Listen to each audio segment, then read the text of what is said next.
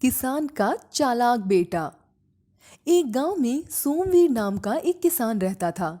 उसके 3 बेटे थे। वह किसान बहुत गरीब था। एक दिन वह किसान बहुत ज्यादा बीमार पड़ गया। उसकी बीमारी के कारण उसकी सारी जमीन बिक गई और उसके घर में खाने के भी लाले पड़ गए। एक दिन किसान ने अपने तीनों बेटों को बुलाया और कहा, बेटा, जमींदार के घर में एक नौकर की जरूरत है। तुम तीनों में से कोई एक चला जाए तो ठीक रहेगा। बड़ा बेटा जाने के लिए तैयार हो जाता है। बड़ा बेटा जमींदार के घर में कुछ दिन काम करता है और वापस आ जाता है। वह सोमवीर से कहता है, मेरी छोटी सी गलती पर जमींदार ने मुझे काम से निकाल दिया। सोमवीर का मंझला बेटा कहता है, पिताजी, मैं जाऊंगा। सोमवीर का मंझला बेटा जाता है और वह भी कुछ दिनों में वापस आ जाता है। सोमवीर का छोटा बेटा श्याम कहता है, पिताजी, इस बार मैं जाऊंगा। सोमवीर श्याम से मना करता है। वह सोचता है कि जमींदार श्याम से भी कुछ दिनों तक काम करवाएगा, फिर इसे भी पैसे नहीं देगा। लेकिन श्याम बहुत जिद करता है। वह काम करने जमींदार के घर पहुंच जाता है। जमींदार उसे देखकर कहता है, अब तुम आए हो काम करने? तुम्हारे दोनों भाई तो कर नहीं पाए। श्याम कहता है, मैं सभी काम करूंगा, जो भी आप बोलेंगे। जमींदार कहता है, मेरी एक शर्त है, अगर तुमने एक भी गलती की तो मैं तुम्हें यहां से निकाल दूंगा। श्याम कहता है, मुझे हर शर्त मंजूर है।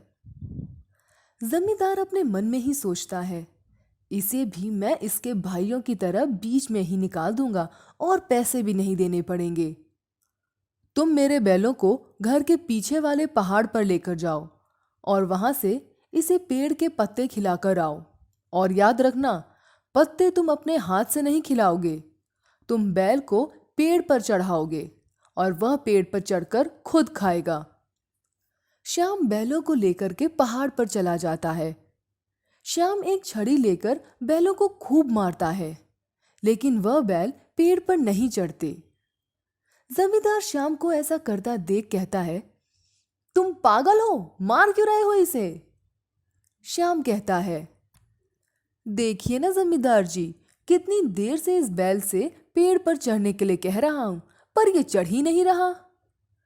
जमींदार अपना हुक्म वापस ले लेता है। जमींदार की ये तरकीब काम नहीं आती। अगले दिन जमींदार श्याम से कहता है, तुम मेरे लिए गोभी की फसल उगाओ मेरी छत पर। यहां ठंडी ठंडी हवा चलती है, यहां गोभी की अच्छी फसल होगी। श्याम एक फावड़ा लेकर छत पर चला जाता है। वह छत पर खुदाई करने लगता है। जमींदार के घर की छत ऊपर से टूट जाती है। जमींदार श्याम के पास जाता है। वह श्याम से कहता है, अरे ये क्या कर रहे हो तुम? मेरी छत क्यों तोड़ रहे हो? श्याम कहता है, जमींदार साहब, मैं आपकी छत नहीं तोड़ रहा, मैं तो यहां खुदाई कर रहा हूं। आपने ही तो छत पर गोभी को उगाने के लिए बोला था और उसके लिए तो खुदाई करनी ही पड़ेगी। जमींदार यह हुक्म भी वापस ले लेता है। वह समझ जाता है यह लड़का बहुत चालाक है। इसके भाइयों की तरह यह जल्दी मूर्ख नहीं बनेगा। इसके लिए कुछ बड़ा सोचना होगा। उसी रात को जमींदार श्याम को अपने पास बुलाता है और कहता है, मेरे खेत बहुत तेज धूप पड़ने के कारण सूख गए हैं। उन्हें तुम्हें मेरे घर में लाना होगा ताकि घर की एसी से वह ठीक हो जाए। श्याम अगले दिन जल्दी उठकर घर का मेन दरवाजा तोड़ देता है और साइड की दीवारों में भी छेद कर देता है। तोड़फोड़ की आवाज सुनकर जमींदार वहां आ जाता है। वह देखता है कि उसके घर के दरवाजे टूट गए हैं, दीवारों में छेद हो गया है और श्याम लगातार सामने वाली दीवार को तोड़े जा रहा है। जमींदार को बहुत गुस्सा आता है। वह श्याम से कहता है, अरे मूर्ख, ये तोड़फोड़ क्यों कर रहे हो? श्याम कहता है, साहब, आप ही ने तो खेतों को घर में लाने के लिए कहा था और इतने छोटे से गेट में वो अंदर कैसे घुस पाते। जमींदार श्याम के आगे हाथ जोड़ लेता है और वह कभी किसी के साथ गलत नहीं करता।